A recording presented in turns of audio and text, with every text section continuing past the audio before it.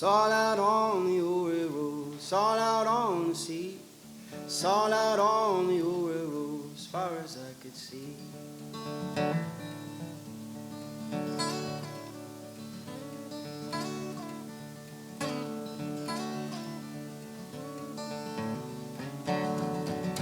Hardest work I've ever done is working on the farm. The easiest work I've ever done is swinging my true love's arms. Swing and turn, jubilee, live and learn, jubilee. Swing and turn, jubilee, live and learn, jubilee.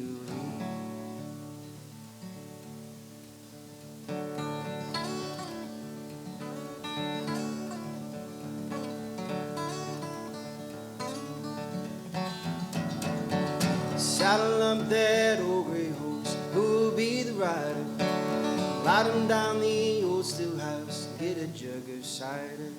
Swing and turn, jubilee, live and learn, jubilee. Swing and turn, jubilee, live and learn, jubilee. And if I had no horse to ride, I'll be found a-crawling, and up and down this rocky road, looking for my darling. Swing and turn, jubilee, live and learn, jubilee. Swing and turn, jubilee, live and learn, jubilee. And if I had that needle and thread as fine as I could sew, I'd sew my true love to my side, and down the creek I'd go.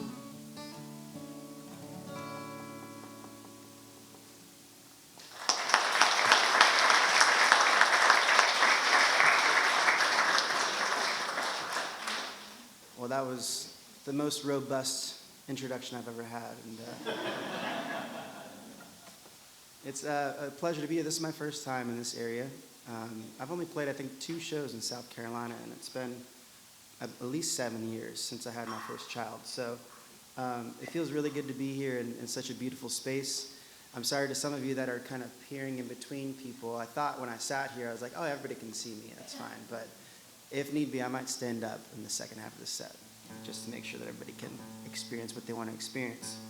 That first tune is called Swing and Turn Jubilee, or sometimes Jubilee, depending on where you come from. One of the kind of primary resources for that tune was Gene Ritchie of Kentucky, and that version is nothing like what Gene did. And lest we forget that tradition is a living thing and an evolving thing, and it's the job of people like myself to continue to see it through different lenses. So I like to reimagine and preserve spectacularly as much as possible, both at the same time. And this next tune, we're going to head over to the ragtime area for just a minute. Jimmie Rodgers is considered the father of country blues music, and to many people just country music in general, but this was a tune that he wrote in 1926. For those of you that are not super familiar with Jimmie, he's where yodeling came from, and he got it from seeing a group of Swiss emissaries outside of a church when he was just starting out. And he was so eager to become a professional musician that before he turned the age of 10, he'd successfully organized 2 traveling tours, but both times he was brought home by his dad because he wasn't supposed to be out of the house. So his dad had to figure out, how can I keep this kid around? He's obviously a wanderer. He got him a job as the water boy at the rail yard that he worked at, and that's where Jimmie learned about train songs. He learned about African Americans laying down the railroad ties, and work songs. He learned about traveling through black string bands, white string bands, circus songs, tent songs, and all that kind of worked together to form what Jimmie Rodgers put into the world, which was hugely influential in the 1920s. So this is his tune called Mississippi River Blues, reimagined.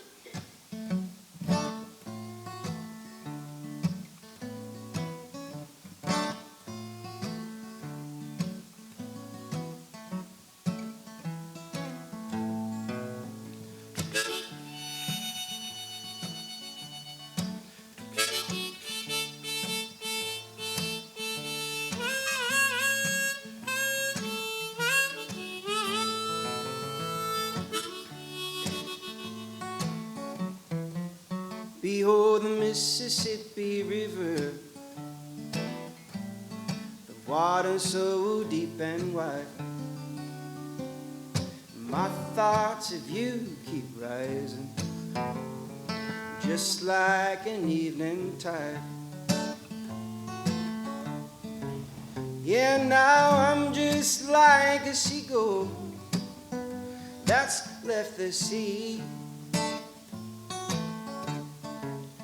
Oh yeah, your muddy waters, they keep on calling me. Yet I'm gonna pack my grip in there and wait. You see me hanging around again someday. Oh, and I know that's the only way to lose the Mississippi River Blues.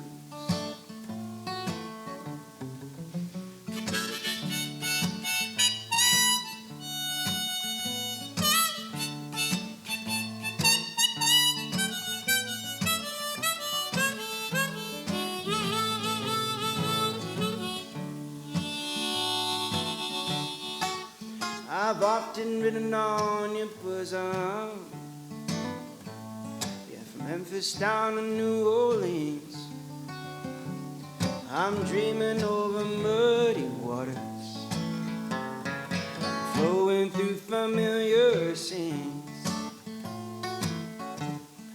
Now when I hear that whistle, never known steamboat, down the Mississippi River, again I'm gone to float. Well, I'm gonna pack my grip and head and wait. You see me hanging round again someday. I know that's the only way to lose the Mississippi River Blues.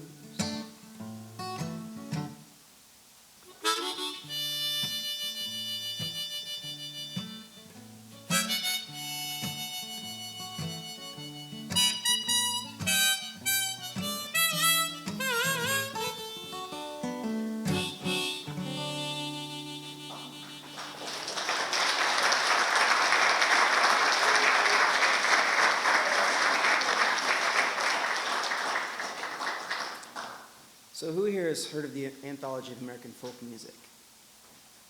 Really? Nobody? Oh my gosh, this is such a treat. Well, in 1952, there was a huge compilation record. It was 5 discs, I believe. And it was a compilation of recordings from the 1930s of rural recordings. So kind of all over the place, but it was put together by Folkways Records.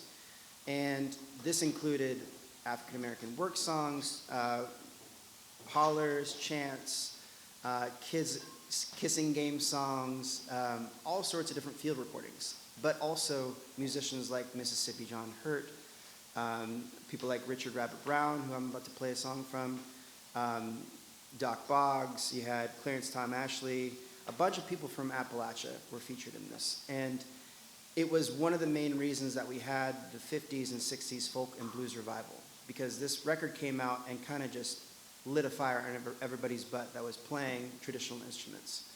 And this song that I'm going to play for you was on the first record, and I think that's the only reason that it really stands out and became such a well-versed and played song. I had a mentor in 2017 that taught me all the things that I'm sharing with you today, or at least most of it. She passed the seed on, and I'm still growing that seed. And this song was the first song I ever played for her, and it was a song that she played a lot, and it was kind of the deal seal for her to take me on as a student. And so it's really special, and I can tell you a little bit more about her later. Her name was Joan Crane, but her whole thing that she passed on to me was called Play It Forward. She wanted me to be the next, kind of pass the torch along of people like her that were in the lineage of Reverend Gary Davis, who is from South Carolina, a really important part of Piedmont blues music history, to continue sharing the songs and the stories and the musicians that shaped American music as we know it today and as we knew it in the past. But this song is called James Alley Blues, and it continues to kind of be resonant despite whatever times we're in. So I've just slightly adjusted the lyrics to this one. Times right now ain't nothing like they used to be. Times right now, nothing like they used to be. I tell you the truth, and you ought to take it from me. You know I've seen better days, I'm putting up with these. I've seen better days, putting up with these. Had a lot better times, simpler times indeed.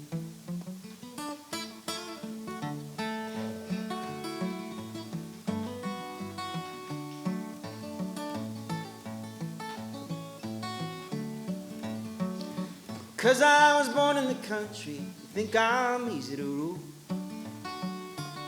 I was born in the country, you think I'm easy to rule. You wanna hitch me to a wagon, drive me like a mule. You know I bought the groceries, I pay the rent. You know I bought the groceries, I pay the rent. Can't afford nothing more, and nothing less.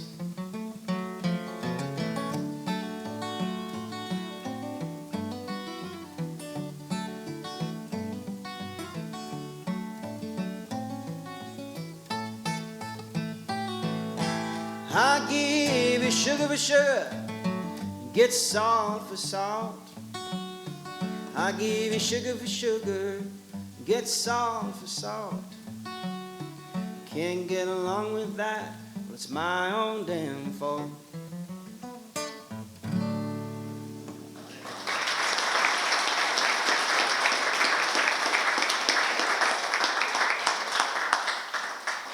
I just last month released my third record under my own name, and it's called Rags, Folk and Blues, Oh My. And I brought some CDs with me, and that's on there, as well as Swing and Turn Jubilee and some of the other tunes I'm going to be playing for you today. I'm also going to play some tunes that I wrote a few years ago that were kind of at the tail end of a long period of my life of just writing my own songs, not caring about preservation. And I had a moniker that I performed under from 2006 to 2017 and released 8 records with that project and had a lot of success touring overseas. And it was called Weatherman, spelled kind of funny, W-H-E-T-H-E-R-M-A-N. More of like folk, soul, Americana. And I had a huge kind of breaking point and canceled a whole bunch of tour because I was just in it for all the wrong reasons. Moved to Costa Rica for 7 months, almost didn't come back. Decided to come back, and if I was going to continue playing music, to do it with a little bit more of a mindset of sustainability, and that meant not letting my ego just kind of run wild and free. And this was one of the first songs that I wrote during that period. I'd been listening to so much Mississippi John Hurt and Elizabeth Cotton, Big Bill Broonzy, and all these people who kind of became titan figures for me in my days with Joan as she was teaching me. And how many people are familiar with Mississippi John Hurt? 3 people, 4 people, excellent. Mississippi John Hurt grew up around the turn of the century in Avalon, Mississippi. He grew up playing fish fries and barn dances and square dances. And he played with this white fiddler. His name was Willie Narmois. And that white fiddler entered a contest, and the winner of that fiddling contest got to record with OK Records. OK Records was like the race label for Columbia Records. So if you played race music, then you would record on OK, but it was through Columbia. Well, Willie said, you really got to check out this guy that I play with a lot. His name is John Hurt. And so they went and checked John Hurt out, loved what they heard. They asked him to come to Memphis and New York City, and he'd never been out of Avalon before, so this was a big deal for him. And he recorded about 15 sides, and as soon as he got back, the Great Depression had swept through Mississippi. And it wasn't really that big of a deal because at that time, specifically, it was really rare and almost impossible for a person like John in his situation to make it in playing music as a full-time career. So he just went back to sharecropping. He raised 14 children. And he would hand make railroad ties with his hands, and he would sell them for $1. That was his main business, but he was also a sharecropper. And fast forward 35 years later, there is this guy that shows up at his door in a suit. John thinks he's the FBI for some reason. And the guy says, hey, John, we weren't sure if you were still alive, but we've had a bunch of people looking for you. There's a ton of people that want to hear you perform, if you still have it. He had to borrow a guitar because it had been a couple of years since he played. And of course, he still had it. And so he said, we're going to send you to the Library of Congress. That was the first place he went and just recorded a bunch of tunes from memory. Then he got thrown into the Johnny Carson Tonight Show. He went and played the Newport Folk Festival. He went on the caravan across overseas and played in Europe. And after 3 years of touring, he had a heart attack and passed away. He was in his early 70s at this point. But if you have not heard of him before, he's a perfect bridge into turn of the century blues music, Piedmont blues, Delta blues, whatever have you. Not like electric blues, what you think about when you hear the word blues these days. And he's just very warm, inviting. His music sounds like familiar, and he's sitting right next to you on the front porch. So I tried to imbue that in this song. This is a very long-winded way of saying, I wrote a song about Mississippi John Hurt. It's called Mississippi John. And it goes like this. I also could have put my harmonica in the whole time I was talking. And it just shares some of my favorite tunes of his, and I play a little bit on his picking style, but nobody really picks like John Hurt did.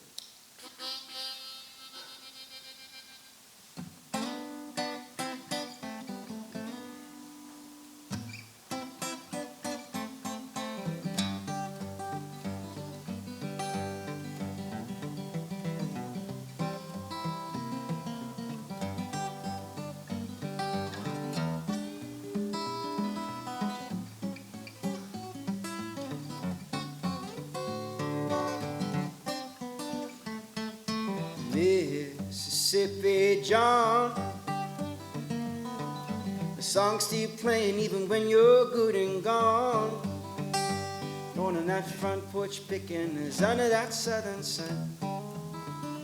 Let it roll, mama, I'm feeling fine and young. Play that one called Staggerly. Them blues ever pulled a tear out of me. Oh no, that Appalachia Delta feel, you make a word man sing like a salty dog in heat. Now how Mississippi John, the song's still playing even when you're good and gone. Yeah, that front porch picking is under that southern sun. Let it roll, mama, I'm feeling fine and young.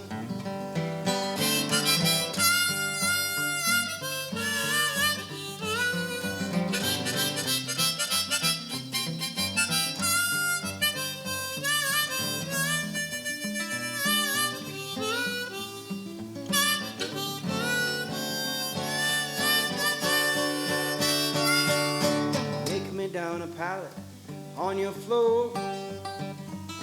Boogie woogie came, baby, long before rock and roll. Lord, and that boy John Henry, he's a hard-working soul.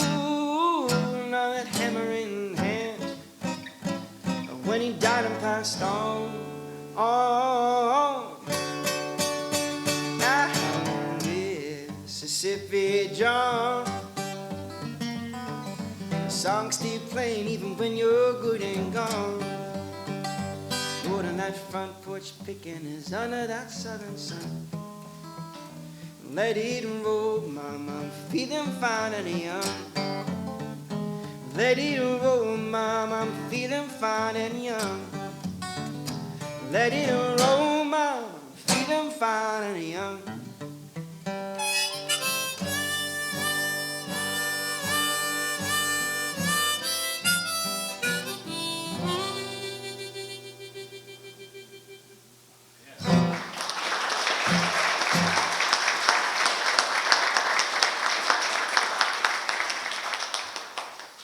You guys ready to go the other way entirely for just a second?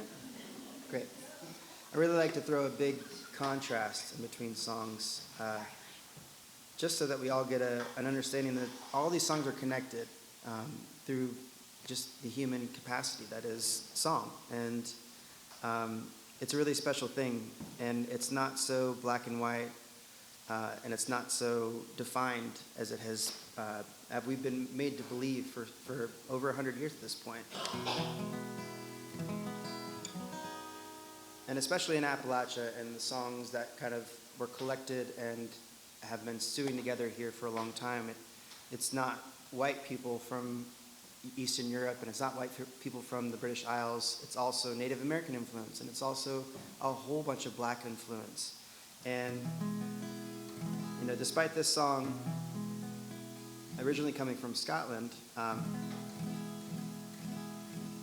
all these songs have tinges of secular or tinges of spiritual or tinges of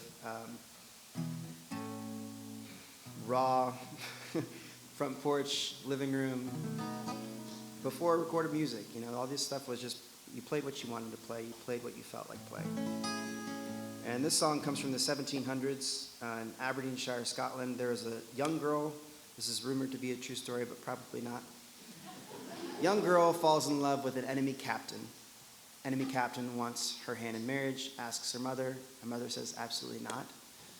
He says, what if I give you a bunch of money? She says, absolutely not. He says, what if I show you this beautiful army that I have? Isn't that impressive? She says, absolutely not. And so he gets really angry, as men have done for a long time, and says, when I get back from war, I'm going to burn this whole town down, starting with the women. Sweet William, as he's called in the song.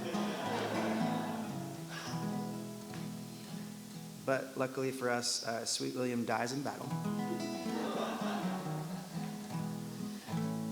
And the first person to record this song after all that time, of course, is Bob Dylan, his first record. He called it Pretty Peggy-O. Everybody and their mother recorded it after that. And this is something closer to the Scottish ballad version, which Bob heard somebody sing this song out of their mouth, unaccompanied, somewhere in between there and Paul Simon, Joan Baez versions, called Peggy-O.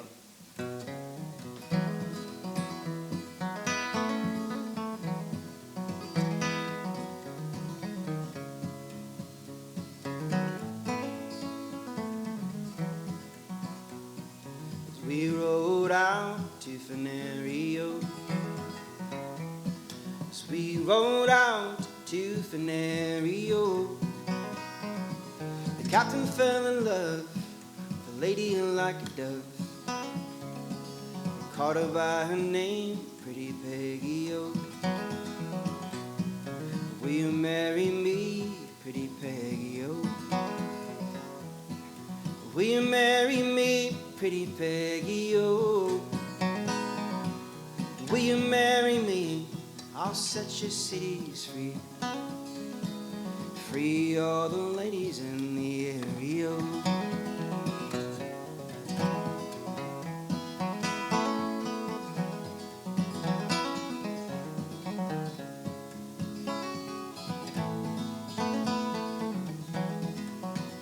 Well, I will marry you, sweet William O.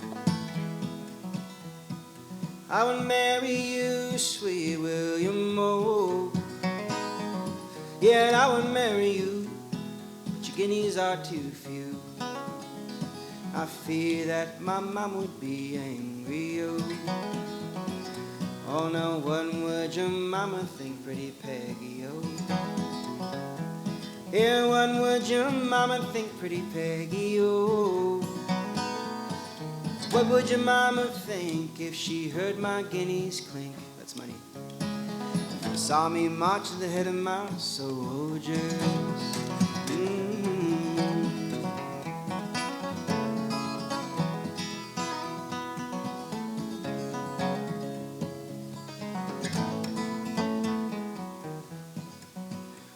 Come stepping down the stairs, Pretty Peggy, oh. Come stepping down those stairs, Pretty Peggy, oh. Come stepping down those stairs, combing back your yellow hair. Bid a last farewell T. William O.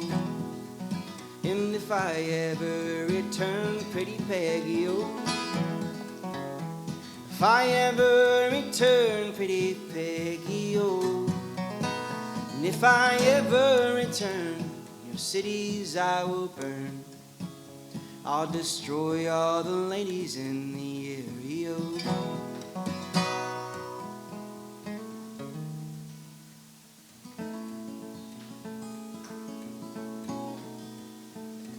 Well, sweet William, he is dead.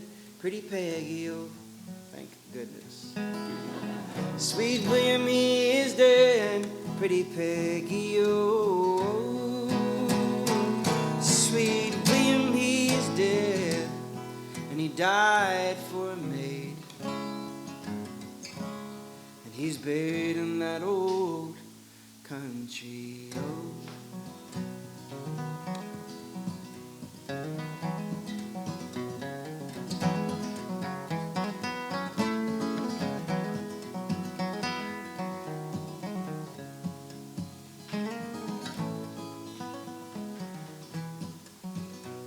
As we rode out to Fenario,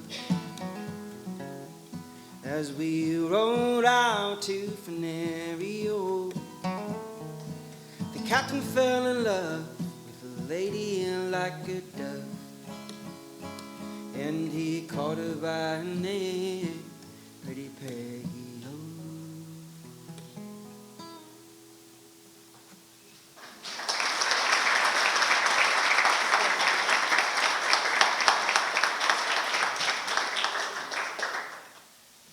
Well, it's time for a murder ballad. Every 20 minutes in the set. See if I can actually stick to that.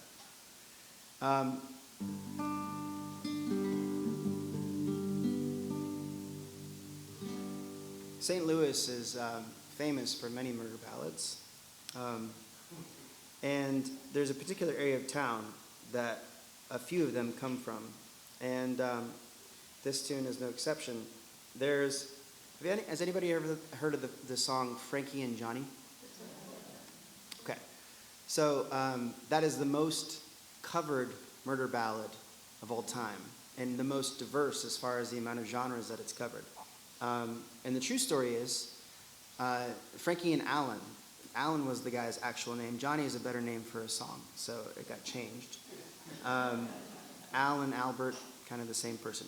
And the way that it goes is that Frankie was a woman about town. This is a black enterprise area.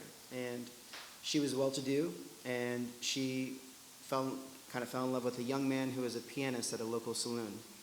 She would buy him things, pay for his clothes. Everybody knew, though, that he was kind of sleeping around. Frankie also knew that he was sleeping around. And she kind of semi-agreed to this, and she also had her fun.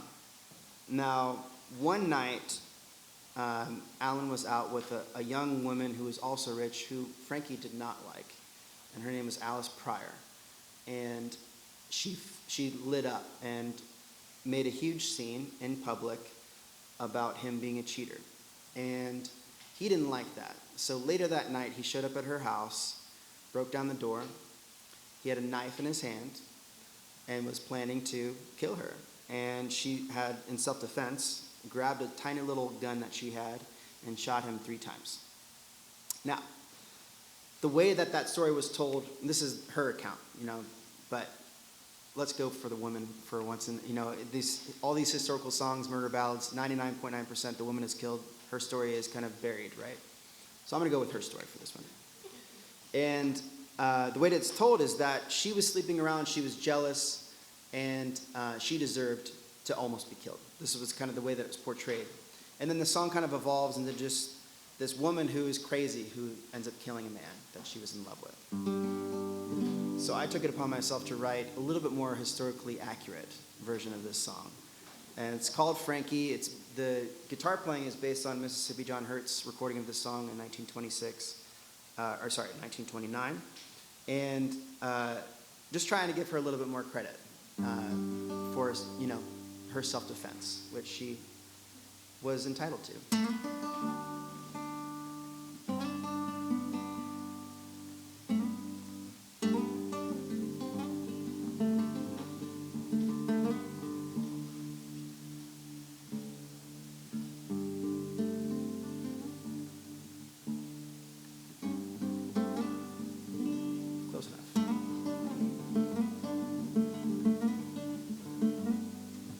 Frankie was a rich girl, everybody knows. Her sweetheart was Albert. She bought him all his clothes. He was her man nearly all the time. Albert gigged on weekends, played piano in saloons, and he hopped around from guy to gal. But Frankie knew the tune. He was her man nearly all the time.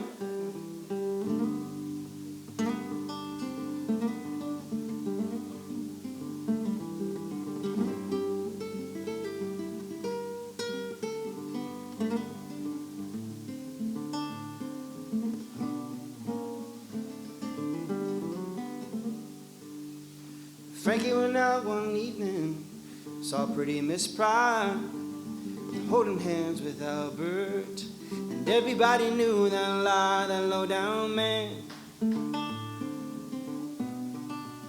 Well, he had done her wrong. She tried to sleep it off, and Alan broke down the door, drew his knife. So Frankie, her 44, Rudy Toot-Toot, she shot 3 times, and he hit that hardwood floor, the low-down man. Well, he had done her wrong.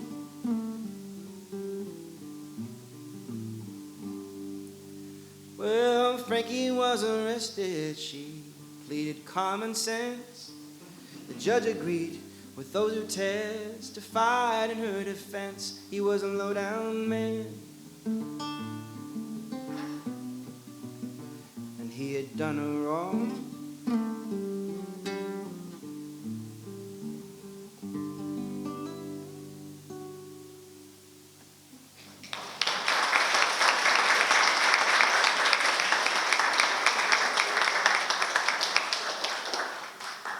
It's the first time I played that live. That's great. So I didn't bring all these instruments, but I'm going to try to play some of them that I don't usually play. I'm not going to go there yet, but I will eventually. I did bring this banjo, and I might play that banjo later. If you perused the merch table, you might have noticed that there's information on an organization called ReString Appalachia. And that is a nonprofit that I started after Hurricane Helene. To backtrack a little bit, in 2020 during the pandemic, like many musicians that I know, I got creative because we had so much time to be creative. And what I wanted to do, based on what Joan had taught me, was what can I do that's more than just playing shows and telling these stories? And I thought about the medium of podcasts that were really burgeoning at the time. And so I created a music history podcast called American Songcatcher. Now, did I think that it was going to go anywhere? It was really just to scratch my own itch? No. But it's been syndicating on WNCW Radio, which is the Western North Carolina NPR station, for 4 years. And it's been on Radio Bristol over in Bristol, Virginia for the last 2 years, as well as WTC in Chattanooga. I've gotten to work with Smithsonian Folkways. I've gotten to interview some of my heroes like David Holt and Dom Flemons and Sierra Hull and Rising Appalachia. And it's still going, but it's transitioning into a live radio show this fall at the, yes. And it'll be at the Earl Scruggs Center, which is in Shelby, North Carolina, and it'll be syndicated through WNCW. And we're kind of doing a test run of 3 episodes with 3 different musicians, really centric around music history. But it's not so sporadic where we bring a bunch of guests on. We're really just trying to tell a deep story. So, with the podcast in mind, when Hurricane Helene happened, I had this platform of 18,000 plus people that listened to it and follow on social media. Another 30 to 40,000 people that listened to it on other podcast platforms. And I knew that a lot of musicians listened to it. What I asked of people initially was, can we just get some instruments donated to help people that lost them? I'm thinking about people that were in haulers that had banjos that were passed on from grandfathers, who had guitars that were passed on from fathers. And it really, like, not just the professional musicians, but the tradition and the lineage of instruments that have been passed down throughout Appalachia. And it's such a vibrant history that I constantly am using to show examples for new songs, for episodes. So overnight, roughly, we realized that I realized that I had 40 people within 2 days who needed help. And then it was 100 people a couple days later, and realized it was not me that could handle this anymore, that I needed to actually create a system and a team. And it went from an initiative to a nonprofit, and since then, continues to be relevant. I literally this week just got back from Jamaica. We were helping the Hurricane Melissa victims from last October, and had a shipment of about 75 instruments that went down there this week, and I got to deliver some on Monday to 5 recipients. We also helped with the Los Angeles fires, with Hurricane Milton, the Texas Hill Country floods, minor flooding throughout Appalachia, and surpassed 1,000 instruments given about a month ago.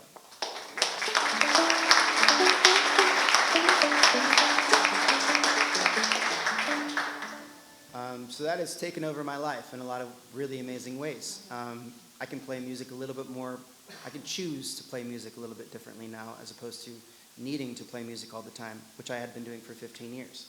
The reason I'm bringing that up is because everybody here probably knows somebody that has instruments. Somebody here might know people that have instruments that are just collecting dust and not being played.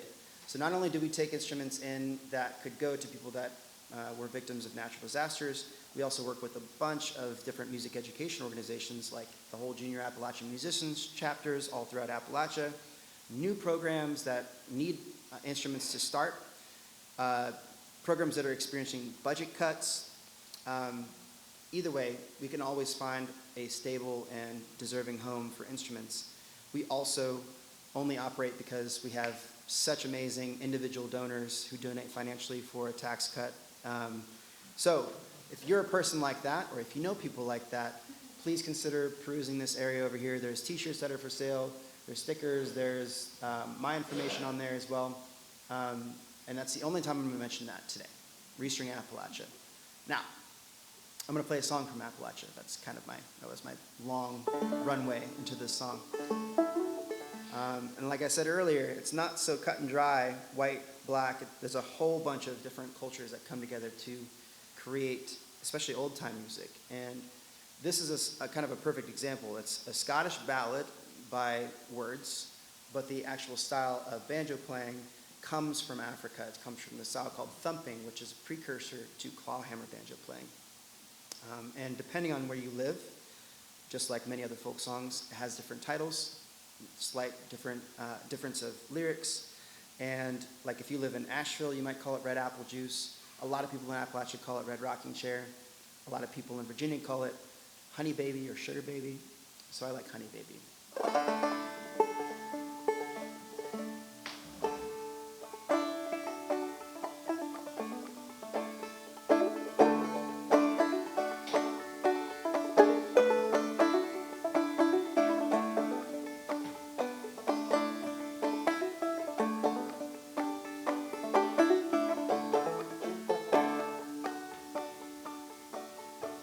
Hey, I ain't got no use, ain't got no use for your red rocking chair.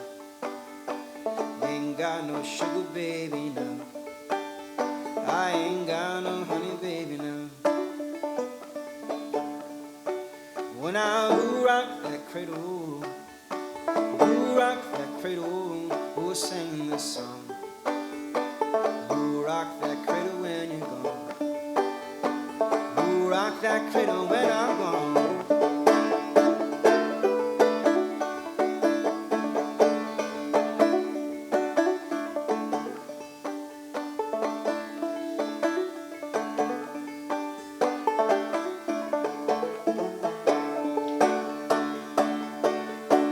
And I'll rock that cradle, I'll rock that cradle, and I will sing this song. I'll rock that cradle when you're gone. I'll rock that cradle when you're gone. And I'll later in the shade, later in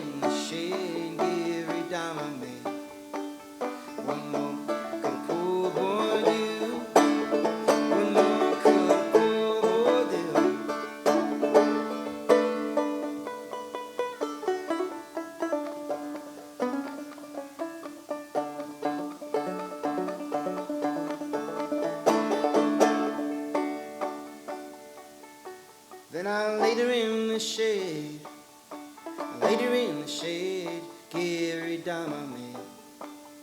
What more could a poor boy do? What more could a poor boy do? And I done all I can do. Done all I can do. Said all I can say. I'll sing it to your mama next payday. I'll sing it to your mama next payday.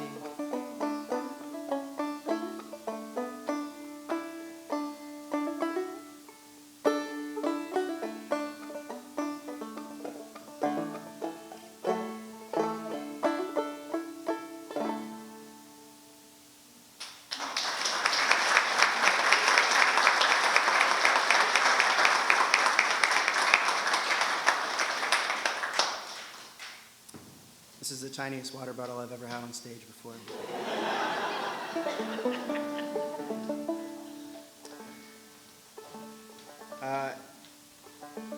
I wrote a song on banjo for the first time, kind of trying to emulate an old-time fiddle tune that was transferred to banjo, and realized kind of long after I got into creating the A and the B part and coming up with the title that I think I wrote this because I've been watching so much Bridgerton. I'll see if you can tell why. It's called Her Majesty's Refrain, and I made that title before I had this realization, so maybe that shows you my mental state.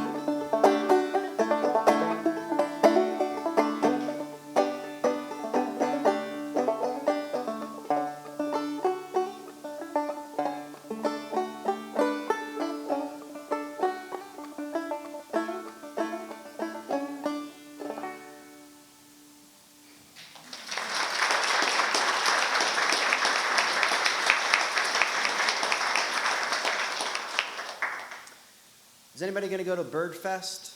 Yeah. Great. I'm going to be there with I have an old-time trio called Pickers Anonymous. I just reminded myself, Becca from Animal Radio, I'm sure you guys know who she is. She's a good friend of mine, and she made sure to tell me to tell you that. So that in case you're going, you can come see us. We're called Pickers Anonymous. So that's my warning to you, that we're going to be there. Okay, I had a dare. I was practicing an old tune, an old murder ballad. It's about 20 minutes past that last murder ballad. To play it on the dulcimer. And I'm just going to go for it. I'm going to try it.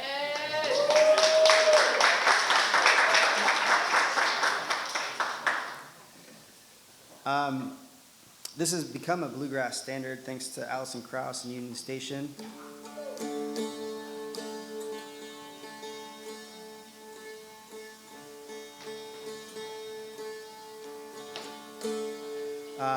But it is an old-time tune that is supposedly based on a true story of a man who was really going overboard as far as what he thought he could do to women in public, and specifically to this man's wife. And so when the man went too far, he got shot and killed, and the man who is the kind of the head of the story kind of regrets it, but kind of doesn't. Goes to jail, spends the rest of his life in jail, but think he knew that it was the right thing to do. Not that killing is okay, but you know, in old songs, my mind is stuck in thinking that killing is okay with old songs. Sorry. It's called Wild Bill Jones.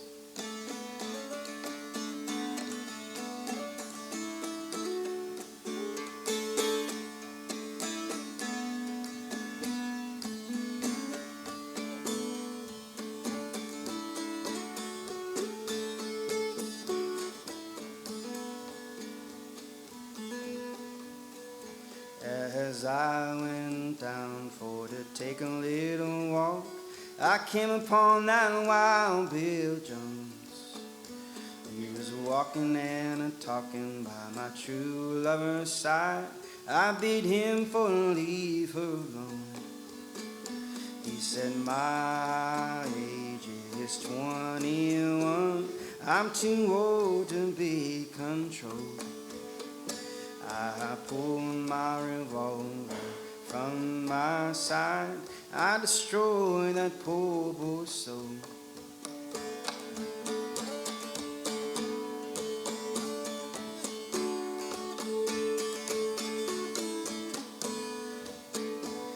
He reeled and he staggered, Lord, he fell to the ground. He gave one dying moan. He wrapped his arms around my little girl's neck, said, honey, won't you take me home? So put them handcuffs on me, boys. Take me to that freight car gate. I have no relations, no friends there, no one for to go my bear.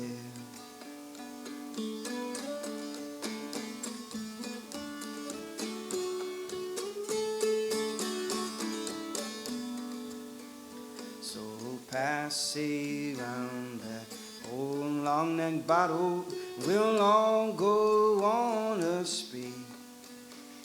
For today was the last of that Wild Bill Jones. Tomorrow will be the end of me.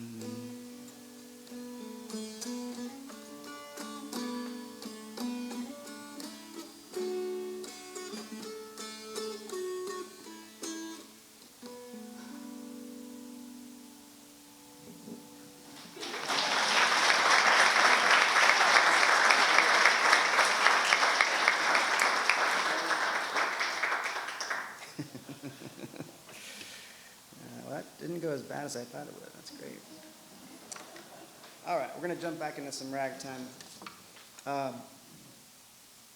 Reverend Gary Davis is kind of pitted as one of the most incredible guitarists of all time. Another person that you should look up. He's not as much of a bridge because it's a very specific style that he plays or played, but he really transposed piano music to the guitar early on when not a lot of people in South Carolina or the Piedmont region were doing it. So he's considered one of the pioneers of this style. And there was a teacher that he had named Willie Walker, Blind Willie Walker as he was called. And Blind Willie Walker had a song called The South Carolina Rag, and Reverend Gary Davis had a song called Cincinnati Flow Rag. I started mashing those two songs up and calling it Carolina Flow Rag. This is the first time I'm going to try to play it today. It was on the record, so I have to play it because I just released that record. Let's see if we can do it.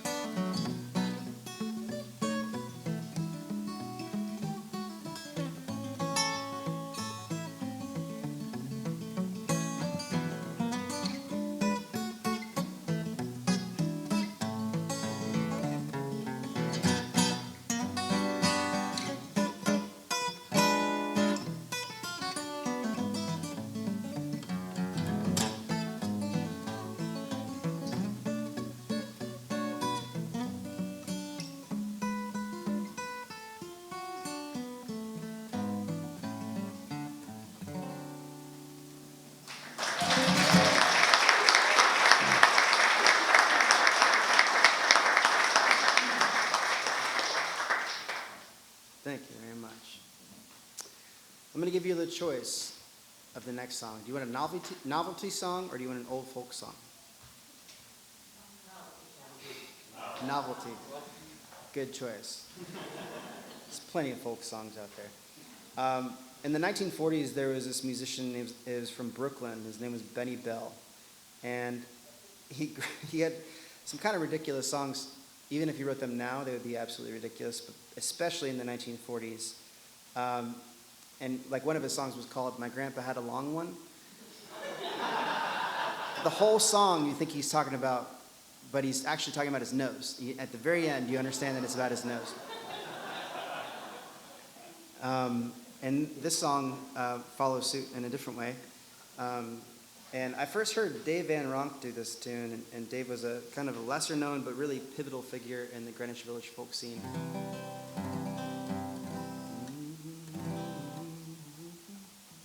Let me get go up one here, but it's called Shaving Cream.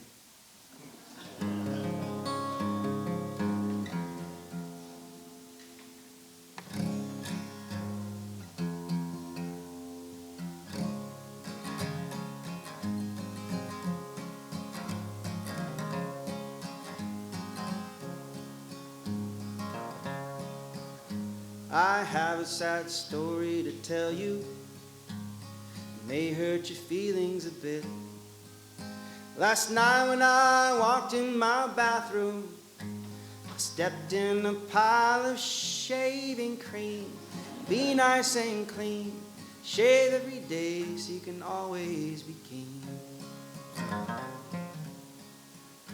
I think I'll break it off with my girlfriend. Her antics are weird, I'll admit. Each time I say, darling, I love you, she tells me that I'm full of shaving cream. Be nice and clean, shave every day so you can always be keen. Our baby fell out the window.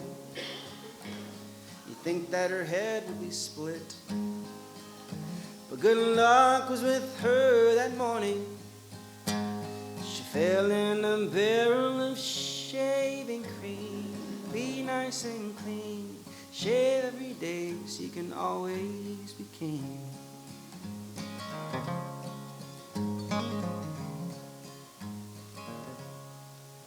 Well, an old lady died in a bathtub. She died from a terrible fit. And in order to fulfill her wishes, she was buried in 6 feet of shaving cream. Be nice and clean, shave every day so you can always be king. We're almost over, I promise. When I was in France with the army, one day I looked into my kit. I thought I would find me a sandwich, but the damn thing was full of shaving cream. Be nice and clean, shave every day so you can always be king.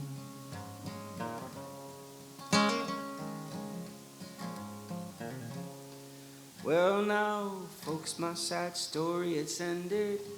I think it's time I should quit.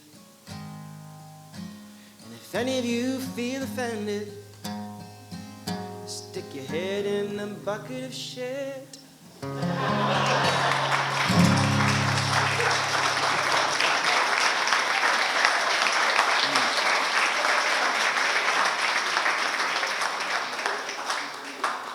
It's telling that got the most applause so far. All of your faces. Well.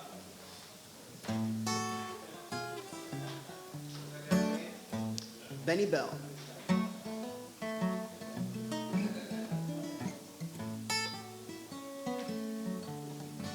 So I've lived in Chattanooga for about 7 years now. I'm about to move to Asheville, North Carolina next month. But when I first moved to Chattanooga, I became a member at the YMCA. No applause for the YMCA. Just kidding.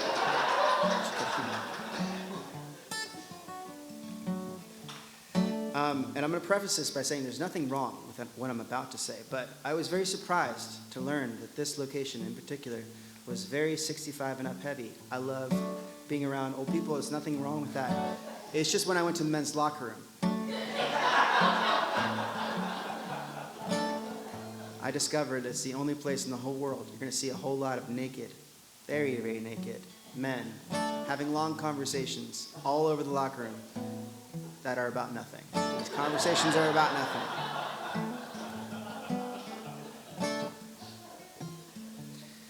Now, to add to my confusion and the whole situation, there was what I would consider to be too many mirrors in that room.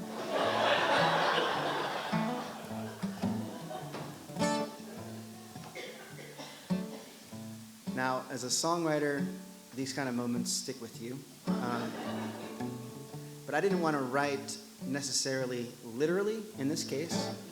So I thought about mirrors and how they give us a sense of worth, how they kind of direct the emotions for the rest of the day, and how we feel about ourselves just based on lighting, based on a wrinkle here and there, based on how we slept. So I wrote this song called Too Many Mirrors. Well, there's too many mirrors, and who do I see? Too many mirrors, oh no, who do I see? Am I looking at the past or the present me? Am I alright with all of my flaws? Am I alright with all of my flaws? My personal gambles, yeah, my withdrawals. Yeah, there's too many mirrors, and who do I see? Oh, there's too many mirrors, and who do I see? Am I looking at the past or the present me? I can see a fellow, he's not as young as he thinks. Looking at myself. I can see a fellow, he's not as young as he thinks.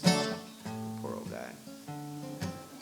He's still diving head first, just for a sip of a drink. Yeah, there's too many mirrors, and who do I see? Oh, there's too many mirrors, and who do I see? Am I looking at the past or the present me? Let's tag it.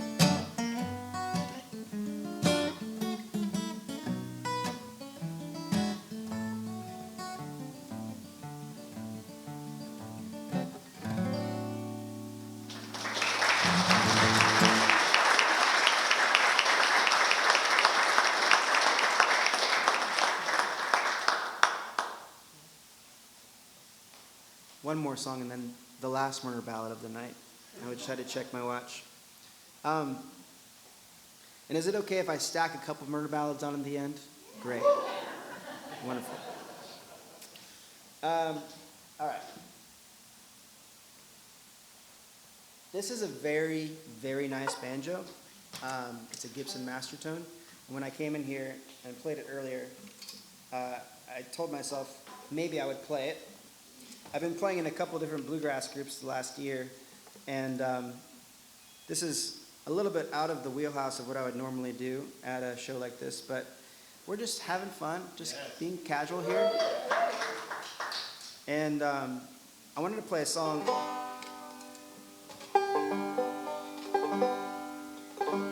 That that's how nice of a banjo it is. It just takes that little bit to tune. You heard all the jokes about banjo tuning, I'm sure. This is a song that was written by Ola Belle Reed.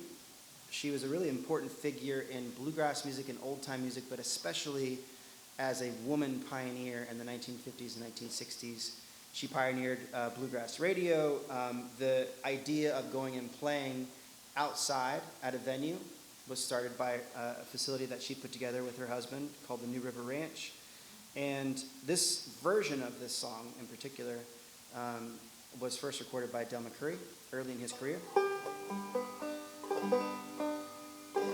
lied, just a little bit more change.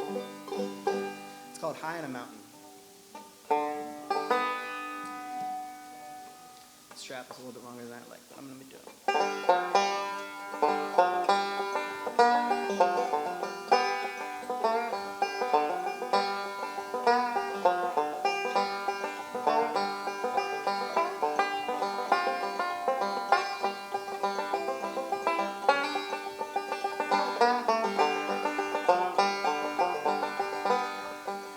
As I look to the valleys down below, it was green just as far as I could see. As my memory returns, how my heart did yearn for you in the days that used to be. High on the mountain road and blowing free, thinking about the days that used to be.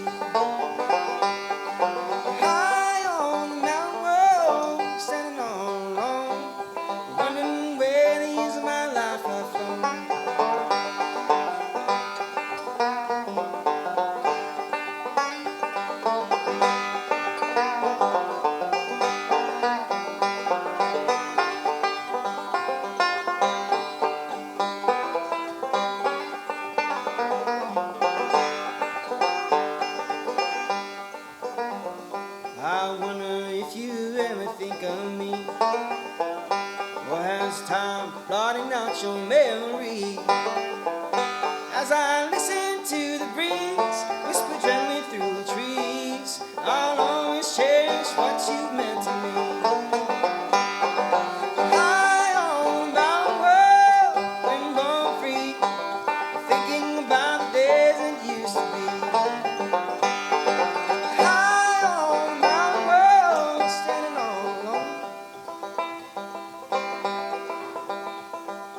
Wondering where the years of my life have flown.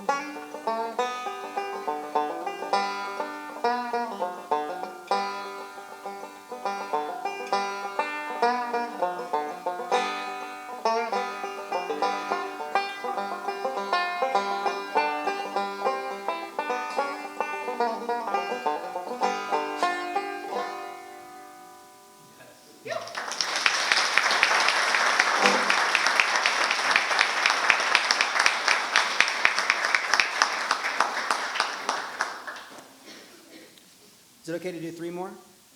Yeah. Well, we're nearing the 8:45 mark, which is, I was told 75 minutes. Try to be timely. I know people have things to do. But I just want to say also that, just keep going? Okay, great.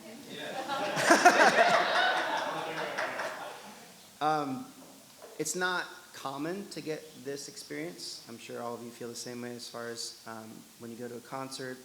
Maybe coming here, it's probably similar, but as a musician, this isn't the continuous thing that happens. So I just want to extend gratitude for all the respect you're showing me, and I hope that you feel the respect right back, because there's an exchange happening here that's not really verbal among us, and I really appreciate your presence and being here with me and allowing me to share these stories and these songs, and yeah, I just wanted to say that out loud real quick.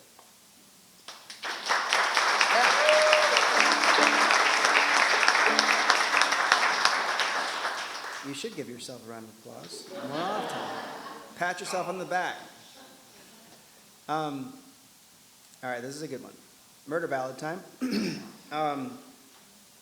Around the late 1800s, there was a young man who's about 17 years old, and he gets back home from war.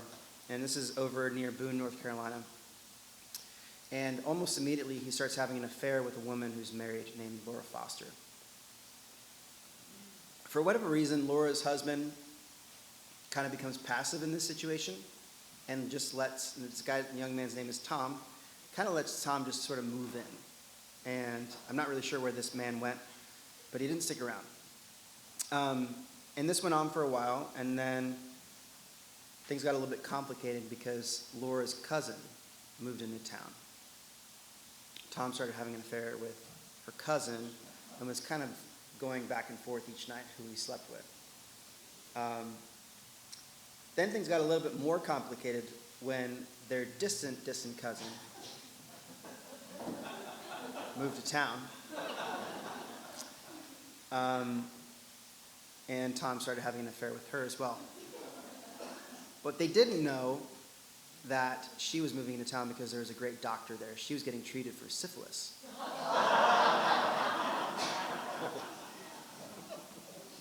You didn't think we were going to go there tonight, did you?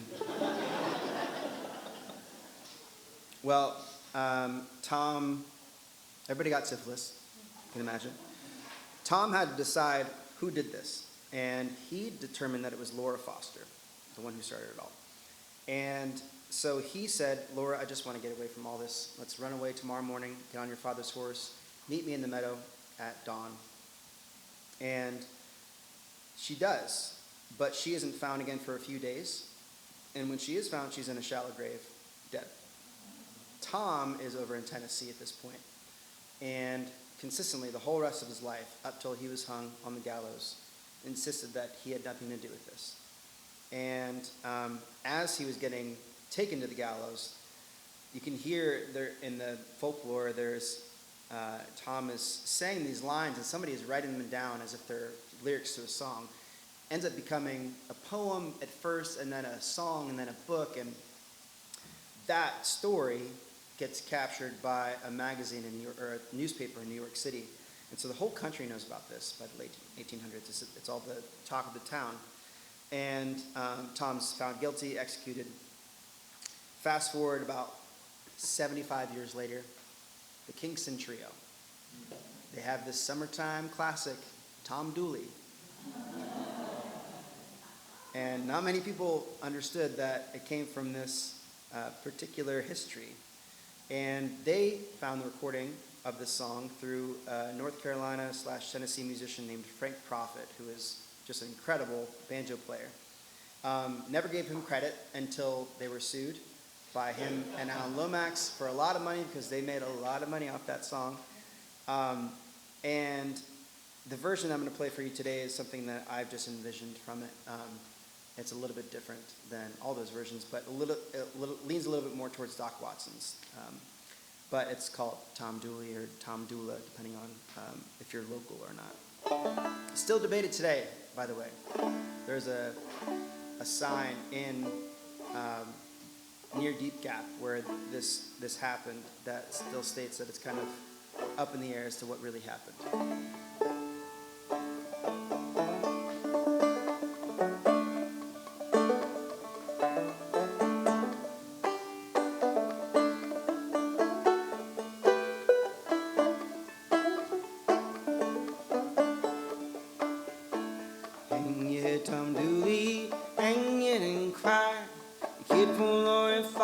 Poor boy bound to die. Left him by the roadside, begged to be excused. You left him by the roadside, you to clothes and shoes. Hang your Tom Dooley, hang yet and cry. You kid for Lori Foster, poor boy bound to die.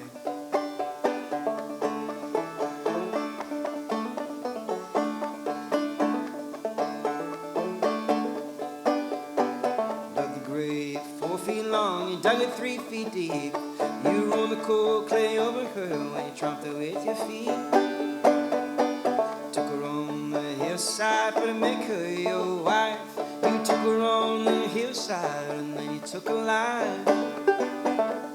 Hang your Tom Dooley, hang it and cry. You kid for Lori Foster, poor boy bound to die.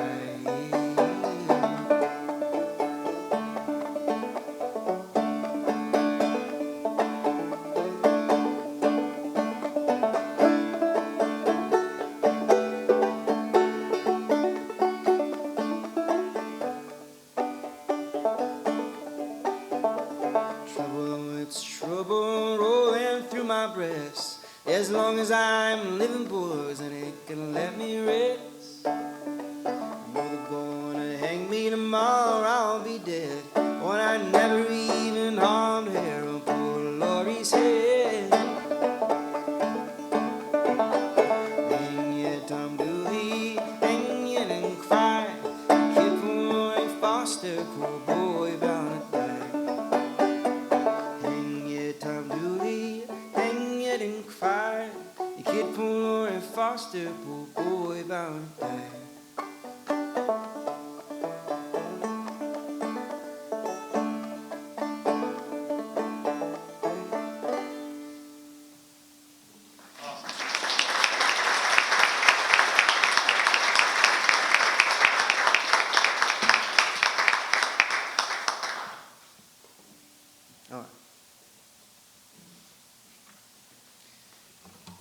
Now, has anybody heard of Elizabeth Cotten?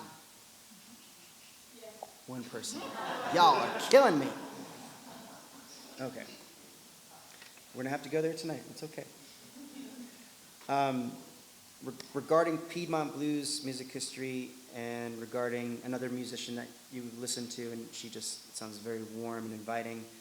Also with an incredible story, though. She grew up in Chapel Hill, North Carolina, around the turn of the century as well, in a musical family, but she was not allowed to play music. Her brother was a musician, her dad was a musician, and so she took upon herself when she was a young girl, about 5, 6 years old, to start taking the guitar and the banjo off the wall in her brother's room whenever he left. And she started teaching herself how to play these instruments. The issue was, and not issue at the same time, was that she was left-handed and he was right-handed. So she would flip the guitar upside down, way before Jimi Hendrix, and played upside down, and developed a style that would later be called cotton picking. Very similar to Mississippi John Hurt, but there's these nuances that are special, like dialects of language throughout Appalachia, but it's the same in the Piedmont region. And by the time she was 13, she was writing songs like the first piece I'm going to play for you of hers called Freight Train, which I'm sure you've heard of before, but probably haven't linked it to this person. By the time she was 13, she got married, and this is just common at the time. And the church that she belonged to considered the kind of music that she played on the guitar to be secular music and the devil's music and the same thing. So they said, you need to stop playing your worldly music and start providing for your family. And so she did. She stopped playing music. And if you fast forward about 30, 40 years later, she has kids, and those kids have kids. And now she follows her family out to Washington, D.C. She got a job at a department store, and after working there for a while, one day there's a little girl who's lost, and she helps her find her mother. The little girl was Peggy Seeger, who is Mike Seeger's sister, Pete Seeger's half-sister. Now, Ruth, her mom, could not have been more delighted to meet Elizabeth and was so grateful that she found her daughter.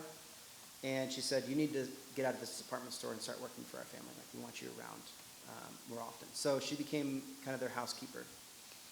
And after about a year of working there, one day Peggy came home, and there was usually this gut string guitar that was up on the wall, and it was gone. And she could hear somebody plunking away in one of the bedrooms. And Elizabeth was doing the same thing she did when she was a little girl. She waited until everybody was gone and started picking up the instrument. For how long, nobody knows before this, but reteaching herself how to play a style she hadn't played in 30-some years.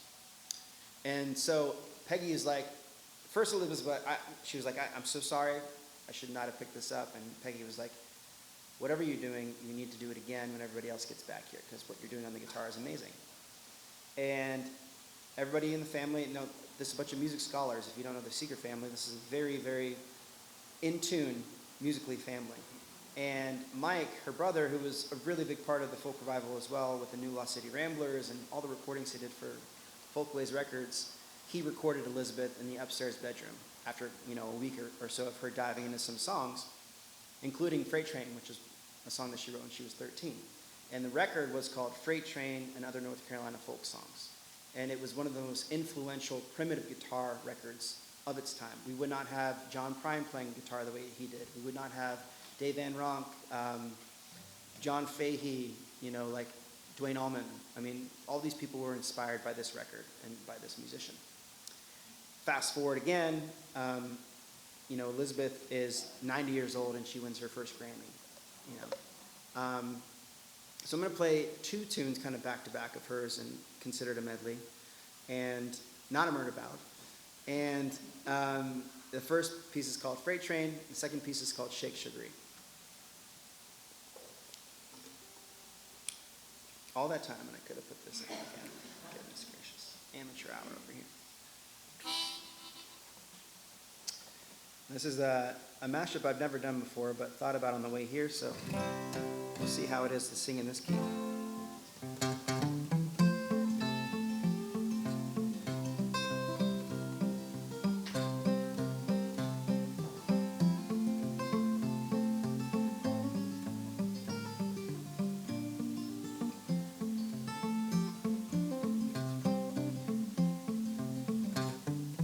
Freight train, oh you run so fast.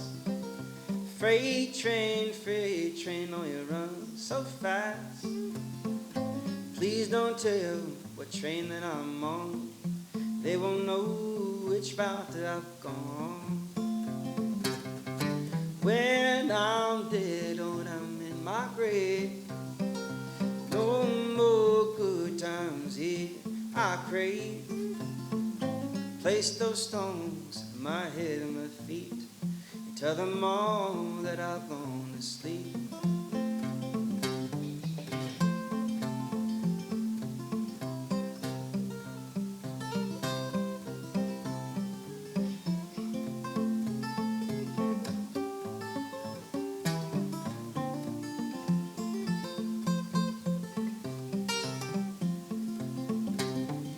When I die, won't you bury me deep down at the end of Old Chestnut Street, so I can hear that old train number 9 as it rolls on by.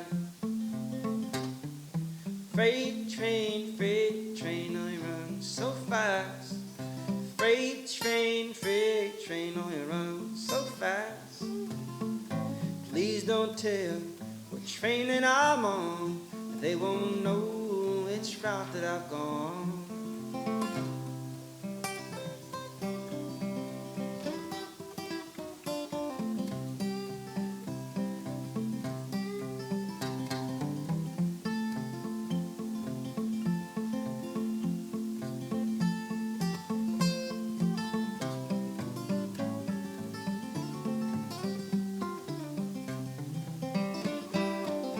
Have a little song, won't take long. Sing it right once or twice. Oh, Lord, in me, didn't I shake that sugary? And now everything I got is done and pawn. Pawn my watch, pawn my chain, pawn everything that was in my name. Oh, Lord, in me, didn't I shake that sugary? And everything I got is done and pawn. On my chair, on my bed, I ain't got nowhere to lay my head. Oh, Lord, in me, didn't I shake that sugary? Honey, now everything I got is done and pawn.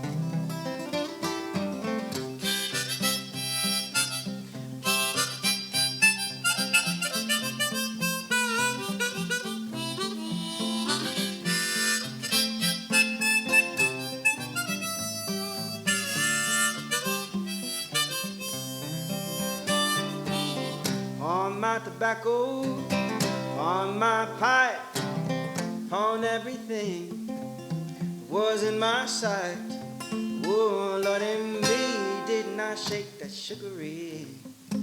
Everything I got is done and pawn.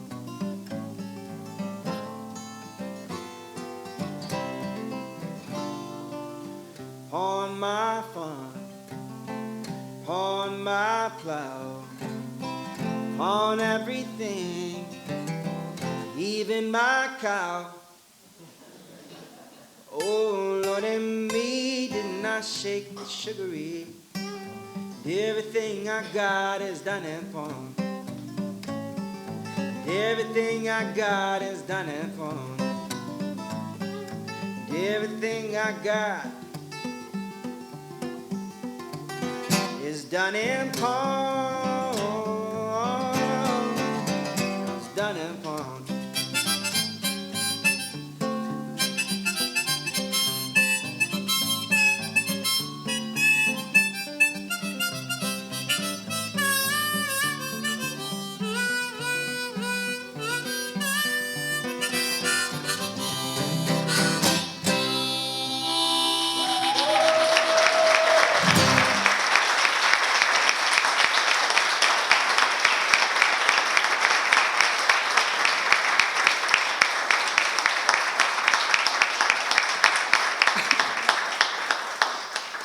This is normally where I would walk off behind the stage, and I could duck behind this table real quick, but if you would like another song, I'd be happy to play another song. Let's make this easy on ourselves.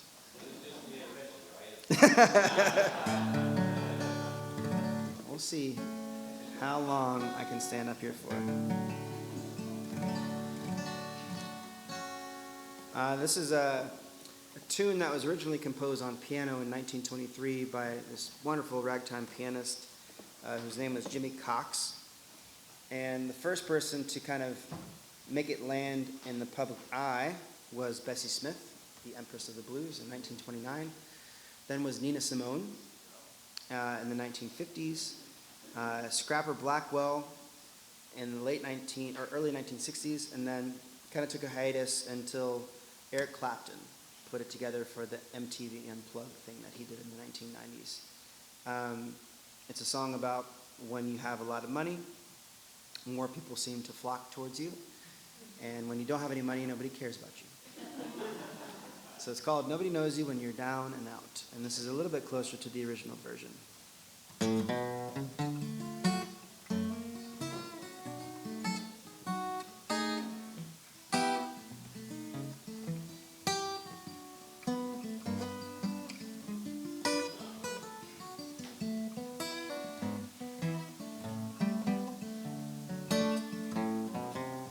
Once I lived the life of a millionaire, spent all my money, didn't have no kids. Took all my friends for a mighty good time. Bought bootleg liquor, champagne and wine, and I began to fall so low. Lost my good friends, I had nowhere to go.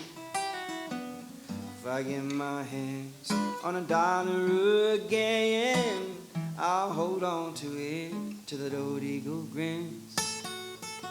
'Cause nobody knows you when you're down and out. In your pocket, not one penny. As for your friends, you haven't got any.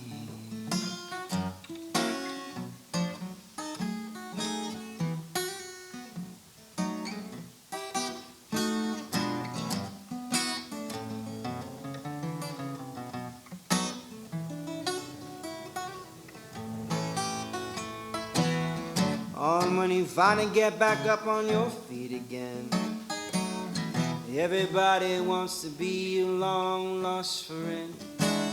I said it's strange, without a doubt, nobody knows you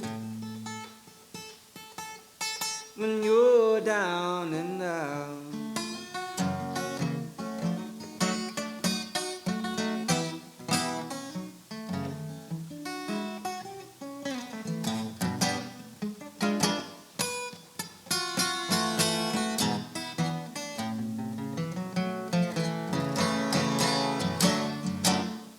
Finally get back up on your feet again. Everybody wants to be a long-lost friend. I said it's strange, without a doubt, nobody knows you. When you're down and out.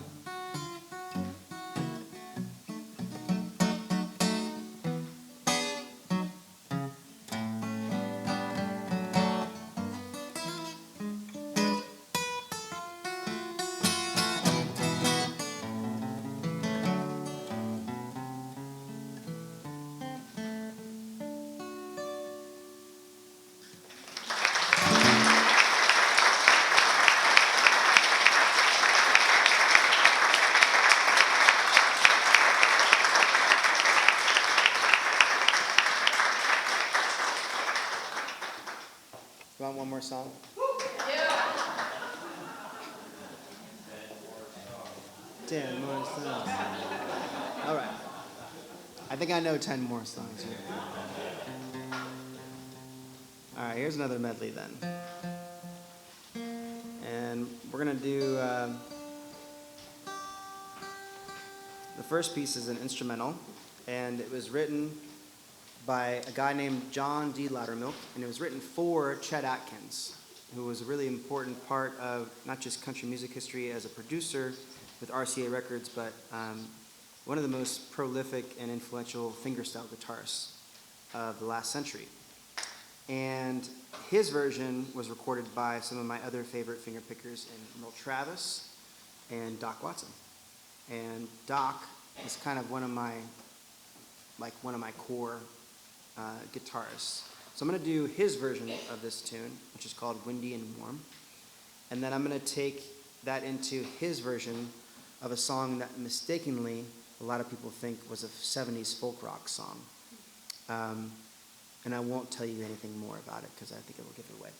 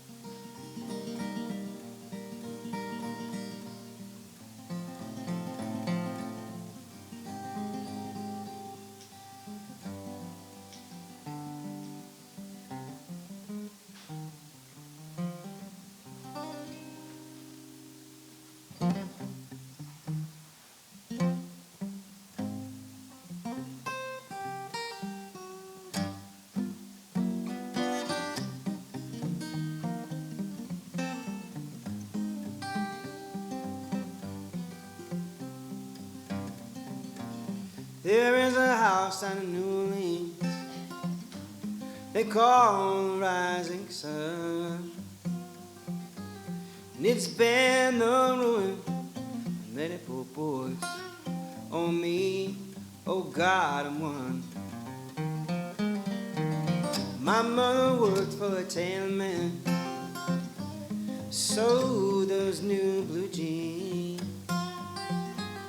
My sweetheart, she's a drunkard, Lord. She drinks down in New Orleans.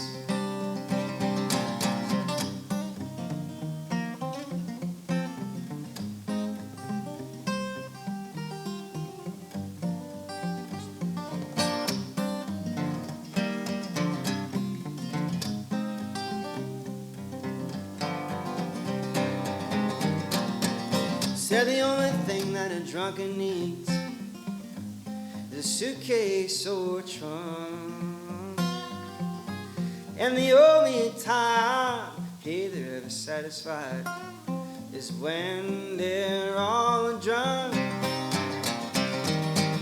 Send my run, go tell your children not to do the awful things that I've done. Don't go to the house down in New Orleans that they call that Rising Sun.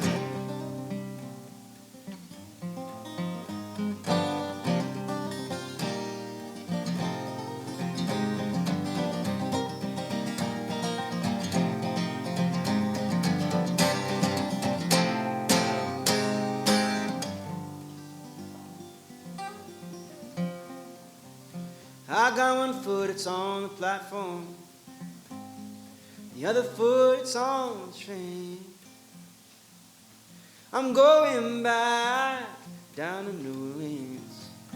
I'm gonna wear that ball and chain.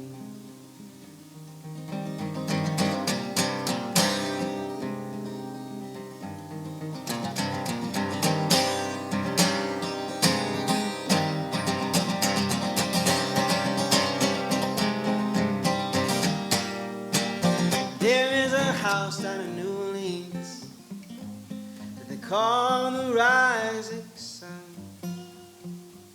It's been the ruin of many poor boys. Oh me, oh God, I'm one. Oh me, oh God, I'm one. Oh me, oh God, I'm one.